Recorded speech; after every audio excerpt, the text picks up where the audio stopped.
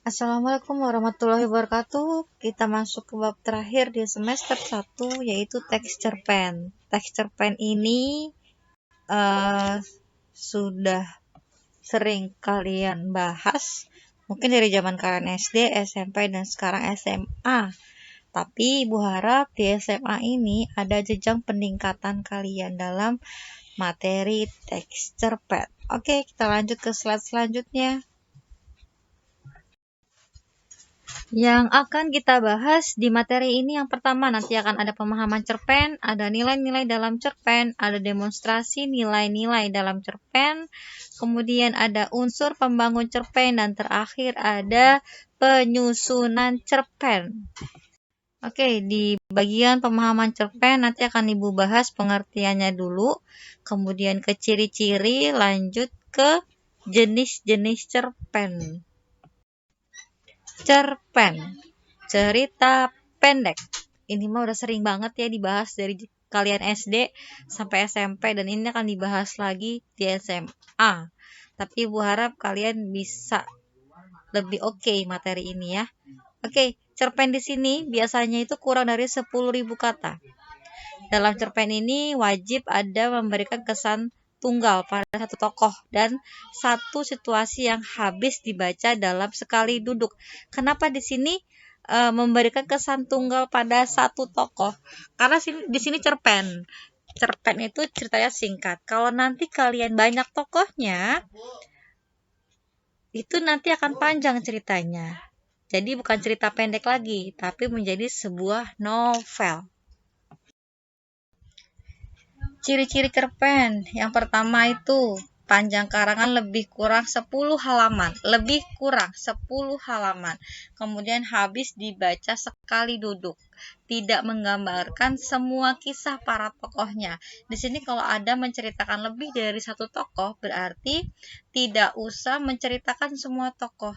Jadi kalian hanya perlu lebih fokus ke satu tokoh. Kemudian wajib ada konflik, tapi tidak menimbulkan perubahan nasib si pelaku. Hanya menimbulkan satu alur, ya. Diusahakan hanya satu alur, menggunakan alur maju atau alur mundur. Jadi kalau misalkan menggunakan alur campuran, nanti akan panjang cerpennya. Kemudian perwatakan tokoh dilukiskan secara singkat. Yang tadi Ibu bilang, harus fokus dengan satu tokoh, tidak usah terlalu banyak tokoh, dan tokoh satu ini diusahakan tidak terlalu panjang kalian mendeskripsikan, kemudian menimbulkan kesan mendalam bagi pembaca. Di sini walaupun cerpen hanya singkat, padat, dan jelas, wajib ada satu kesan. Maksudnya di sini adalah wajib ada satu pesan yang bisa diambil ketika si pembaca ini asik membaca cerpen. Kita masuk ke jenis cerpen. Yang pertama ada cerpen mini. Cerpen mini flash, cepat banget. Di sini biasanya hanya 750 kata hingga 1000 kata. Ini sangat singkat banget, bisa jadi hanya satu halaman. Kemudian yang kedua cerpen ideal. Cerpen ideal itu terdiri dari 3.000 sampai 4.000 kata. Ya ini sekitar 1 sampai 2 lah. Nah, lanjut kita ke cerpen panjang. Cerpen panjang ini merupakan jenis cerpen terpanjang, yakni memuat 10.000 kata. Nah, tugas yang sudah Ibu berikan di minggu kemarin untuk kalian itu adalah cerpen panjang. Kalian wajib bisa menuliskan cerita cerpen ini memuat 10.000 kata. Makanya Ibu meminimalkan 3 halaman. Nilai-nilai dalam cerpen di sini ada banyak yang bisa diambil, itu ada nilai moral, religi atau agama, kemudian budaya, kemudian nilai kepahlawanan, kemudian sosial dan politik. Oke, kita bahas untuk slide ini bagian unsur pembangun cerpen. Itu ada unsur intrinsik, ada unsur ekstrinsik, ada struktur, dan ada kebahasaan cerpen. Kita akan bahas terlebih dahulu unsur intrinsik cerpen. Oke, di slide selanjutnya. Oke, unsur intrinsik cerpen. Ini udah sering banget dibahas ya dari zaman SMP. Apa itu unsur intrinsik cerpen? Ini Bu, unsur yang berasal dari dalam. Oke, iya, boleh Tapi di SMA ini Ibu harap jangan ada lagi jawaban unsur yang ada di dalam, Bu. Jangan.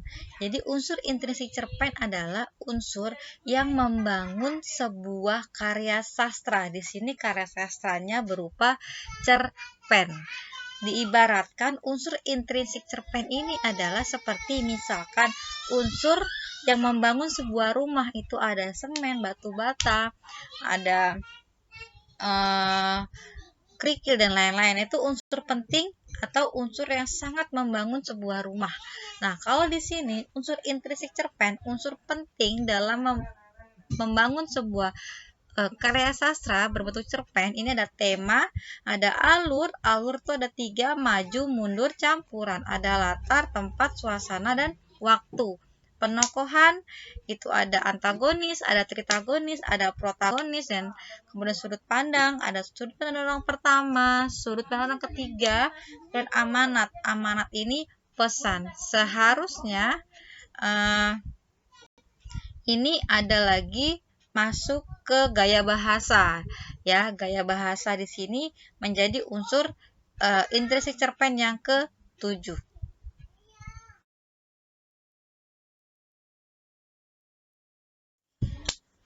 Oke, kemudian kita bahas ke unsur ekstrinsik cerpen. Di sini unsur ekstrinsik itu apa? Unsur yang dari luar. Ya, oke, unsur yang dari luar. Oke, unsur ekstrinsik di sini sama halnya dengan unsur pelengkap dalam sebuah karya sastra. Dia sama-sama membangun sebuah karya sastra sama dengan unsur intrinsik, tapi di sini unsur ekstrinsik ini hanya menjadi pelengkap, hanya menjadi pengindah. Contoh misalkan kayak rumah. Kalau rumah itu seperti adanya jam dinding, adanya lukisan. Nah, itu unsur ekstrinsik berupa rumah. Nah, di sini unsur ekstrinsik cerpen bisa diambil dari nilai-nilai yang bisa kita ambil di setiap cerpen yang kita baca. Kemudian yang kedua, latar belakang si pengarang cerpen. Nah, unsur ekstrinsik ini boleh ada, boleh tidak ada dalam sebuah cerpen. Kalau ada lebih bagus karena ini menjadi unsur pelengkap atau unsur pengindah dalam sebuah cerpen. Oke, kita masuk ke struktur cerpen. Di sini ada yang pertama itu pengenalan situasi cerita. Di sini sama hal dengan orientasi. Di sini ada baru cerita-cerita awal apa sih yang ingin kalian kisahkan. Ini ada di bagian paling awal. Yang kedua ada pengungkapan peristiwa atau bahasa Inggrisnya complication. Complication di sini mulai ada beberapa cerita. Jadi misalkan si tokoh ini memiliki sebuah peristiwa. Dan ini diceritakan di bagian yang kedua. Kemudian konflik. Nah, di sini mulai nih si tokoh ini memiliki beberapa konflik atau beberapa peristiwa yang memunculkan sebuah konflik. Ini yang bagian yang ketiga. Kemudian bagian keempat itu puncak konflik. Ini di sini puncaknya di sini emang benar-benar konfliknya itu sudah memuncak, dan yang terakhir itu ada penyelesaian atau ending.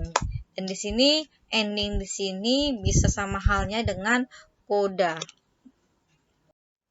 Oke, unsur kebahasaan. Unsur kebahasaan di sini ada keterangan waktu, ada verba, aksi, sama dialog. Keterangan waktu kalian tahu ya, waktu maksudnya apa, kejadiannya terjadi di kapan. Di sini biasanya latarnya itu lebih ditonjolkan dalam cerpen. Kemudian verba aksi. Di sini verba aksi adalah kata kerja. Kemudian dialog. Nah, dalam sebuah cerpen itu pasti akan ada dialog. Biasanya ada terdiri dari dialog-dialog. Nah, itu termasuk dalam unsur kebahasaan sebuah cerpen. Oke, ini langkah-langkah kalian nanti membuat sebuah cerpen. Yang pertama itu menentukan temanya dulu nih. Kemudian yang kedua menentukan pusat pengisahannya. Kira-kira mau menceritakan di situasi seperti apa, kisah seperti apa. Kemudian yang ketiga penokohannya. Keempat menentukan latar atau settingnya. Kemudian yang kelima menyajikan cerpen dengan alur yang menarik. Oke, kalau langkah menyunting cerpen, menyunting di sini adalah memperbaiki atau kalian melihat kembali cerpen kalian, apakah ada yang salah atau tidak. Yang pertama itu membaca keseluruhan naskah cerpen. Yang kedua, mencermati kesalahan penggunaan ejaan, kesalahan penulisan, ataupun tanda bacanya. Kemudian, setelah memperbaiki kesalahan yang ditemukan dalam naskah cerpen yang dibaca. Jadi setelah kalian tahu nih, kok kalian ada yang salah nih tanda baca, kesalahan penulisan, kemudian kalian yang langkah ketiga itu memperbaiki kembali kesalahan yang ditemukan dalam cerpen kalian itu.